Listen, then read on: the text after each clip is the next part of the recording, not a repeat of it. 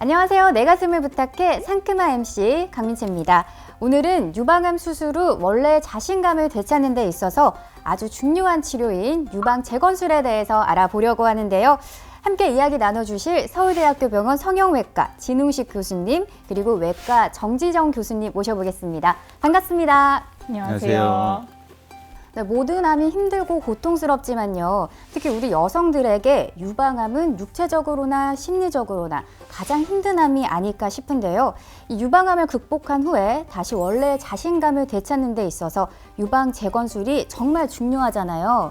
유방 재건술의 과정과 또 수술을 선택하는 환자분들이 궁금해하시는 내용들 오늘 속속들이 알려주시기 바랍니다.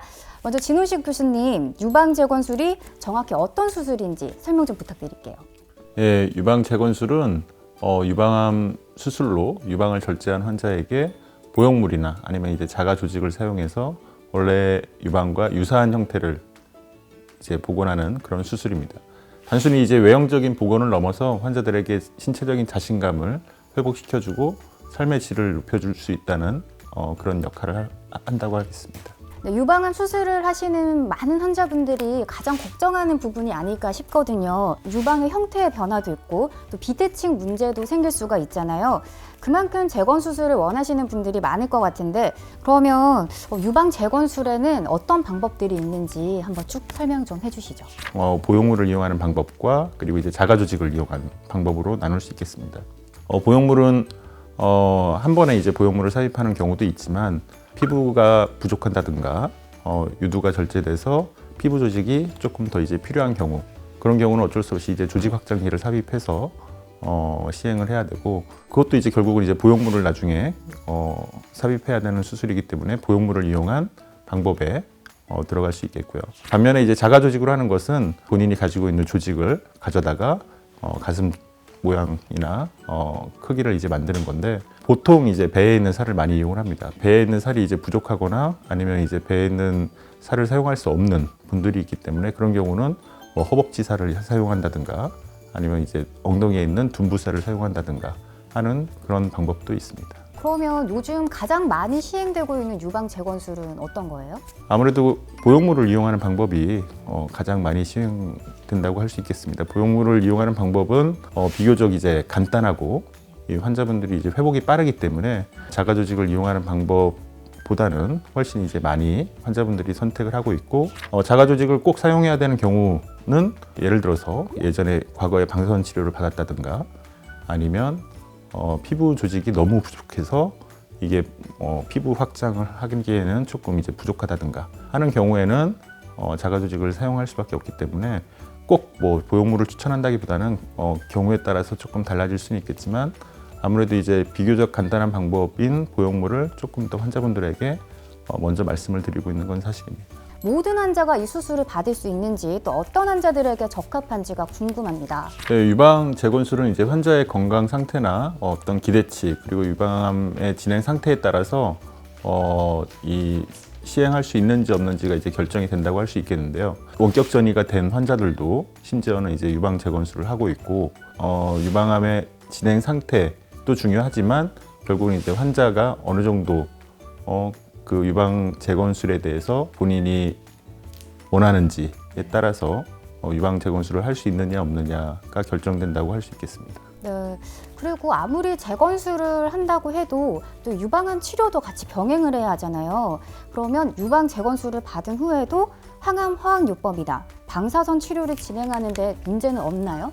네, 맞습니다. 많은 환자분들이 그런 걸 되게 궁금해하는데요. 내가 보형물을 넣거나 아니면 재건을 하고 나면 항암이나 방사선을 못하지 않느냐라는 질문을 하시는 분들이 많습니다. 그런데 사실 재건은 이제 성형적인 미용적인 목적을 위해서 하는 거고 그 치료와는 무관하기 때문에 저는 괜찮다, 잘 받으실 수 있다라고 얘기를 드리고 있고요.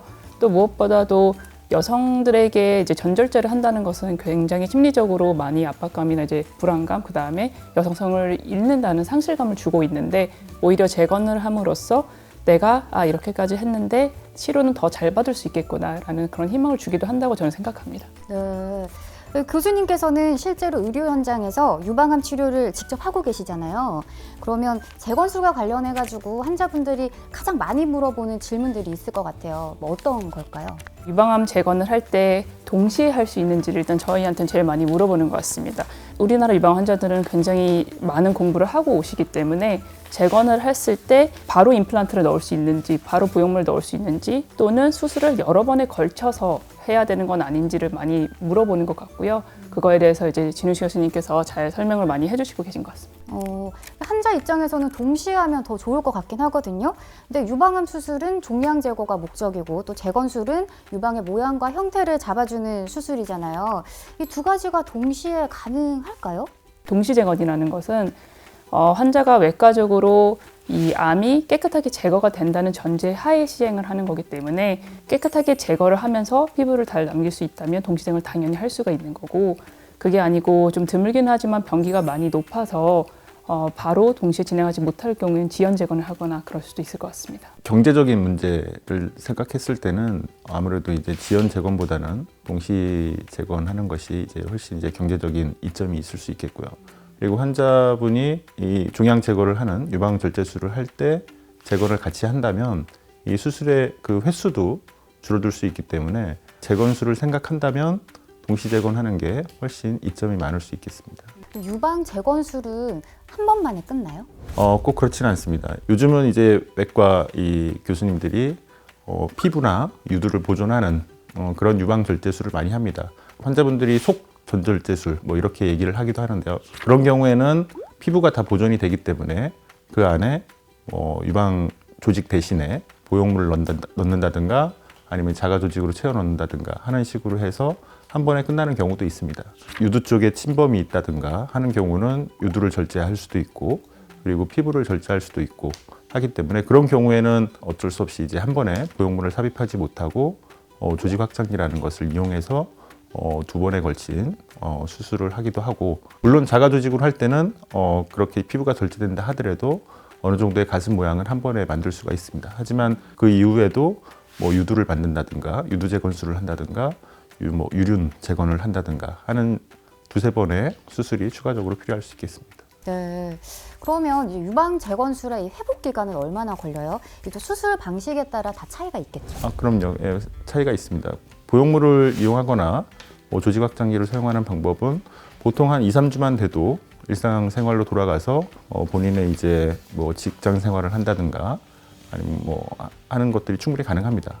하지만 이제 자가 조직으로 하는 경우는 아무래도 적어도 한 달 정도는 조심해야지 이 이식된 피판에 문제가 생기지 않기 때문에 한 달 정도는 지나야 일상으로 돌아갈 수 있다고 말씀을 드릴 수 있겠습니다. 그리고 또 걱정이 좀 되는 게 재건술 후에도 합병증이 생길 수 있잖아요. 부작용이나 합병증은 어떤 게 있을까요? 아무래도 이제 보형물을 하는 방법은 이 보형물이라는 것 자체가 어떻게 보면 우리 몸에서는 이물질이기 때문에 감염이나 아니면 이 이물 반응으로 일어나는 구형 구축 이런 것들이 있을 수 있겠고요.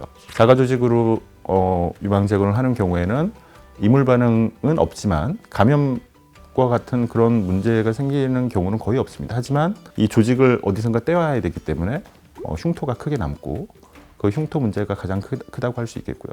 그 다음에는 이 이식된 조직이 혹시라도 이식이 잘 안 되는 경우, 그런 경우는 이제 수술 자체가 조금 다시 수술을 해야 되는 경우가 생길 수 있기 때문에 그걸 보통 이제 피판이 괴사됐다라고 얘기를 하는데 그런 경우를 이제 합병증으로 생각할 수 있겠습니다. 그래서 방법에 따라서 좀 합병증이 생기는 종류도 좀 다르다고 할 수 있겠습니다. 네, 그러면 이 재건술을 결정하는 환자분들에게 가장 강조하고 싶은 이야기가 있다면 어떤 말씀이 있을까요? 일단 환자분들의 이제 유방 재건술에 대한 이제 기대치가 어느 정도 이제 현실적이어야 된다고 생각을 합니다. 이 재건된 유방은 아무래도 이제 정상적으로 과거에 원래 유방을 갖고 있었을 때의 감각이나 모양이 완벽하게 재건될 수 없다는 그런 현실적인 문제들을 조금 어느 정도 환자분들이 이해한 상태에서 재건술을 시행하면은 환자분들이 조금 더 본인의 이제 재건된 가슴에 대해서 받아들일 수 있을 것 같고, 그리고 이제 재건술이 삶의 질을 높이는 데 큰 도움이 되긴 하지만 이 모든 환자들에게 꼭 필요한 그런 필수적인 수술은 아니기 때문에 이 수술을 함으로 인해서 본인이 얻을 수 있는 점과 그렇지 못한 점들을 잘 비교해서 환자분들이 선택을 하는 것이 중요하다고 생각합니다. 네, 오늘 정말 유방재건술에 대해서 많이 배웠는데요. 교수님들 마지막으로 시청자분들께 한 말씀씩 부탁드립니다.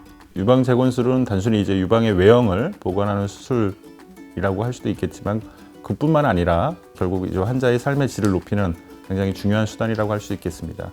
전문가와 충분히 상담을 받으시고 본인에 맞는 재건 방법을 선택하실 수 있다면 이 유방 재건을 하는 데 있어서 망설이실 필요는 없으실 것 같습니다. 맞습니다. 저 외과 의사로서 저도 유방재건술이 치료의 연장선에 있다라고 보고요. 유방재건을 함으로써 이제 내가 더 자신감이 생길 수 있고 그로 인해서 나머지 치료를 더 잘 받을 수 있다면 저는 강력하게 추천하는 편입니다. 네, 오늘 교수님들 덕분에 유방재건술에 대해서 아주 샅샅이 알아볼 수 있었던 시간이었습니다. 오늘 함께 해주셔서 감사하고요. 시청자 여러분, 저희는 다음 시간에 또 더욱 유익한 내용으로 찾아오겠습니다. 감사합니다.